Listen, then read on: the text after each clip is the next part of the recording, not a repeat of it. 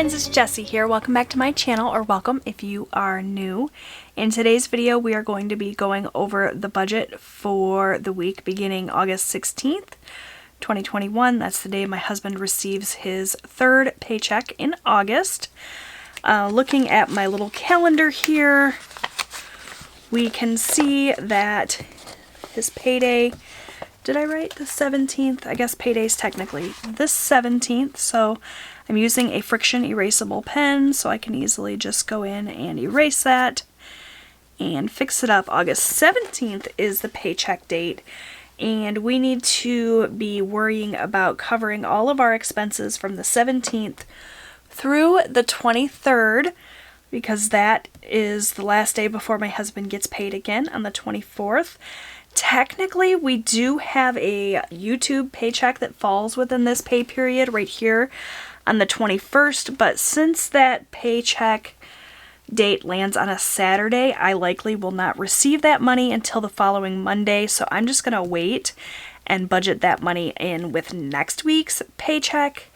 I don't make enough on my own with my little, I keep wanting to call it a side hustle, but it's really my only hustle through YouTube and Etsy, so I don't really make enough on my own to warrant its own paycheck budget worksheet, so I just usually lump it in with my husband's. So we're going to wait and do my YouTube paycheck next week when I write out his budget for the following week. So the only income we are working with then is my husband's paycheck number 3.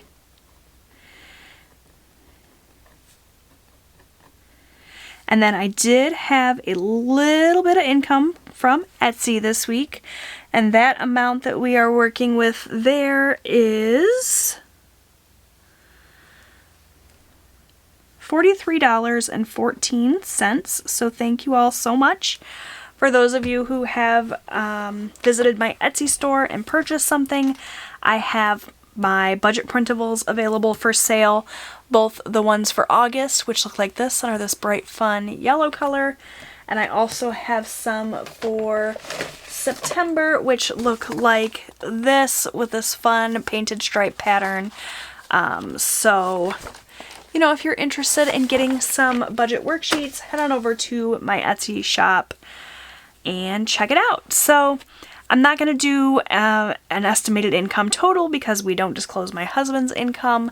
He asked that I not do that, so we're just going to go ahead and skip ahead to this first section of my worksheet here, which is labeled checking. And I've labeled this checking because I post everything here that is going to be paid using my checking account or my debit card. So that's all of my weekly bills, plus my gasoline, since I pay for gas using a card, since I hate dealing with cash when it comes to gas. I do a lot of my budgeting in cash, which you'll see when I get to these other sections, but anything that's not getting paid with cash, essentially the money that just stays in my checking account gets listed here. So I'm going to go ahead and flip back to that calendar page so that I can take a look and see what bills need to get put in. So, oops, I just bumped the camera. Sorry, friends. So for this weekly budget, I need to pay my Lowe's minimum payment, which is due this week, and then Subaru, motorcycle insurance, and car insurance. So I'm just going to go ahead and list those out. So we have Lowe's, Subaru, bike insurance, and car insurance. Okay, so for my Lowe's card, that is the minimum payment on the card we are currently working on trying to pay off, and the minimum payment that we are going to pay to this is $30, so that is going to get written in as the budgeted amount. For Subaru, this is my car payment on my Subaru Forester. I bought my dream car back this time last year, I believe now. It's really been almost a year already. And so we have to make the payment for that. And the amount that I'm going to budget for that is, let me just take a look at my little cheat sheet because I can never remember. $387. for my husband's motorcycle insurance. He does own a motorcycle that he paid off free and clear years and years ago. So he has full coverage on that bike, and it's pretty affordable. I think it's like $22 a month. So that's what we're going to write in for that.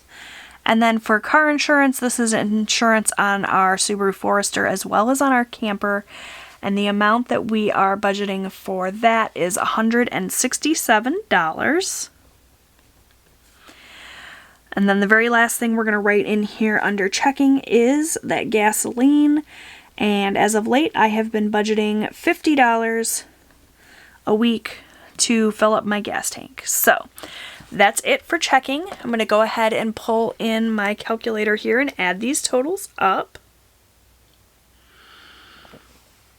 So 30 plus 387 plus 22 plus 167 plus 50 is $656. Ooh, excuse me, I have the hiccups.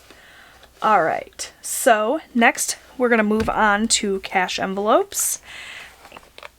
So this is all of the cash that I'm going to pull out of the bank to handle our weekly spending, all of sort of our variable expenses for the week, starting out with food. So this is going to cover any eating out that we do as well as our groceries for the week. And I'm going to budget $200 for that. Next up, I have my husband's spending. My husband gets $40 at the start of every week in cash. He's free to spend that money on whatever he wants. We kind of sat down at the very beginning of our budgeting journey and decided how much he wanted to have for spending money. Other than this $40 that I give him at the start of the week, he doesn't really spend anything.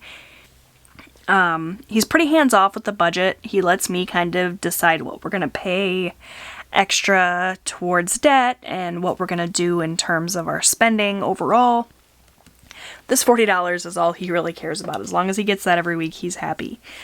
Next up, I have my spending, and if you watched my budget results video for last week, you'll know that I went a little tiny bit over budget last week, about $20 over my spending budget. So this week, I'm going to take $20 less just to, even it all out, make it fair.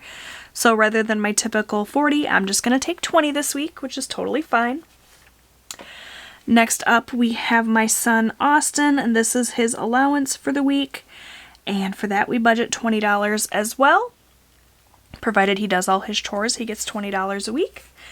And lastly, we have miscellaneous, which is just a miscellaneous 20 I stick in my wallet to have on hand in case we need it. It covers anything I didn't think to budget for in these other categories or anything that comes up.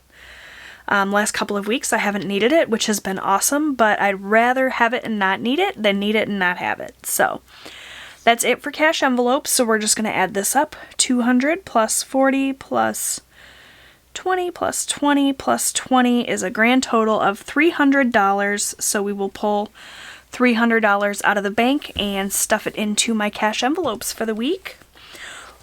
We also pull out cash for our sinking funds. So if you're not familiar with sinking funds, they're essentially little mini savings accounts for things that you know are coming up so that you can be prepared for the future. So we put a little bit of money aside in about a dozen various categories.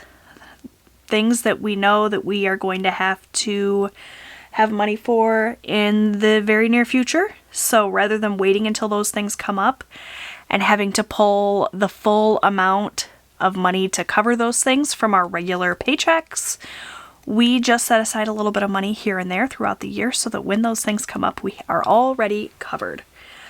We have about a dozen sinking funds. Lately, I've been adding money to every one of my funds every single week. For a long time, we just would kind of pick and choose a handful of categories to add money to based on how much my husband's paycheck was and what our other responsibilities for the week were. Sinking funds are essential to the way that we do our budget, the way that we handle things. I know that there was a time in our past when we did not have sinking funds and we didn't think about things until they were right on top of us, and then we were struggling week to week trying to figure out how we were going to pay for everything. So sinking funds have really been a major game changer for us with our budget. So I'm going to pull my little cheat sheet over here because I've already figured up how much we're going to put into each one of my funds. For camping, we're going to add $25 to our camping fund. Our car fund is also going to get $25. My husband just informed me that we are probably going to need new tires before winter, so I want to start bulking my car fund up a little bit again. For the past month or two, I've only been adding, $5 here, $10 there, but now that we definitely know that we have to get tires, we can start bulking this up again. For, let's see, celebrations, this is for all the little holidays like Thanksgiving and Halloween. Also, we take gifts out of our celebrations fund if we have a birthday party or a graduation party that we have to go to.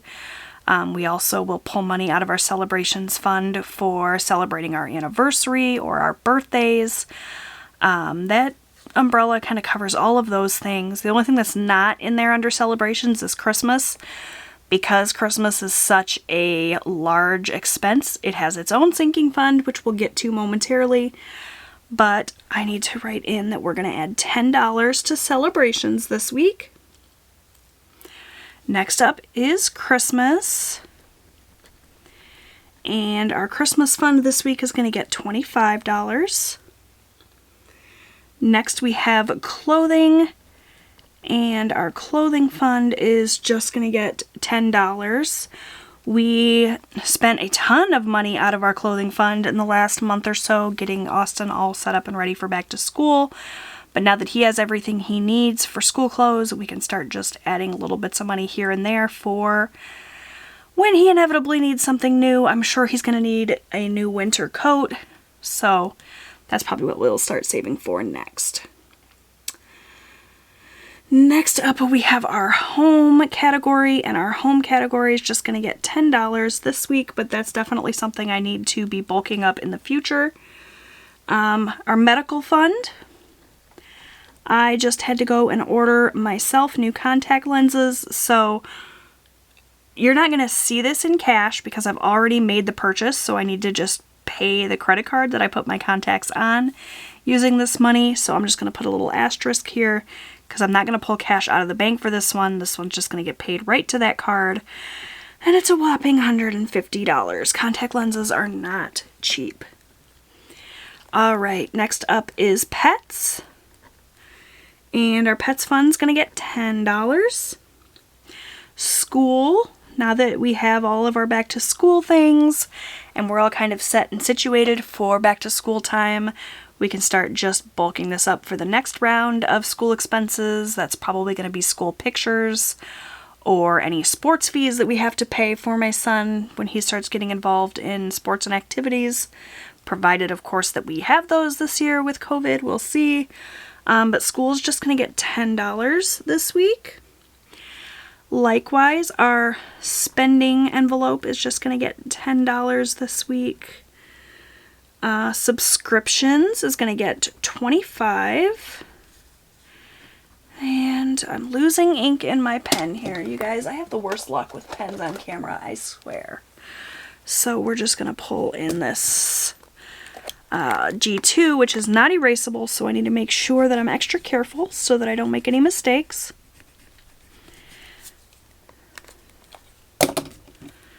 Alright, subscriptions.